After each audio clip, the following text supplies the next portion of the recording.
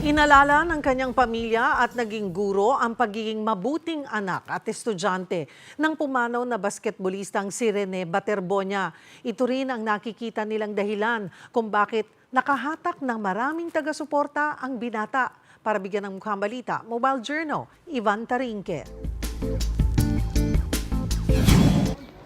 Sa simple at munting bahay na ito sa Barangay San Nicolas, Talocogon, Agusan del Sur, unang namulat at nahilig sa larong basketball si Rene Clerk Baterbonia o Bobet sa kanyang pamilya at malalapit na kaibigan. Sa sala, tad-tad ang nakadisplay na medalya at mga tropeo na panalunan niya sa iba't ibang torneo. Pati mga original jersey ni Bobet na palagi niyang inuuwi para sa inang si Rovelyn. Mabait, mapagbigay at maalalahanin daw si pamilya si Bobet. Pangalawa sa 7 nilang anak. Ang lagi raw kasing bilin sa kanila ni Nanay Rovelyn. Kahit saan kayo magpunta, dapat may pagkumbaba kayo at may respeto. Yun naman ang dinala niya. Kaya siguro yung mga tao, ang dami. Sa murang edad, maagang nagpasa ng pinansyal na responsibilidad si Rene. Bagay na hindi malilimutan ni Nanay Rovelyn. Sakit na wala nang maganyan. Ma, may pera pa ako dito. Bigay ko sa iyo. At ikaw kung anong gusto mo. Pero hindi ko sinayang yung mga pera na binigay niya sa akin.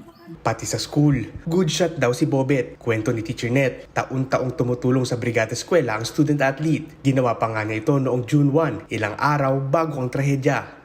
Masakit talaga sa amin mga teachers namin. During Brigada Eskwela, nag-member siya doon. Matangkad kasi siya ang maglinis sa classroom. Kinabukasan June 2, nag-Facebook Live pa si Nanay Rovelyn habang pinipirmahan ni Rene ang ilang mga keychain na ibebenta ng ina bago lumipad pa Maynila ang anak. Pero ito na pala ang isa sa magiging huling alaala nilang mag-ina dahil noong June 8, nasawi ang binata matapos malunod sa team building na Ateneo Blue Eagles Aurora. Sa ngayon, focus muna ni Nanay Rovelyn ang burol at ang libing ng kanyang anak, ang pinakamasakit para sa isang magulang. Sakit. Sakit nga sa mga fans. Ako pa kaya na ina. Hindi mo akalain na ganun ba? Yung pinalaki mo ng maayos, inaalaga mo ng maayos, inalagaan talaga. Tapos mawala ng isang kidlat lang.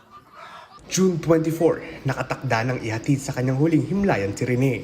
Anak, kung naririnig mo ako, siguro alam mo naman kung ano ang pangarap natin. Alam ko na mahirap man gawin pero kayanin ko at ipatupad ko yon sa mga kapatid mo. Mga kapatid, Mobile Journal Ivan Tarinque po hatid ang mukha ng balita.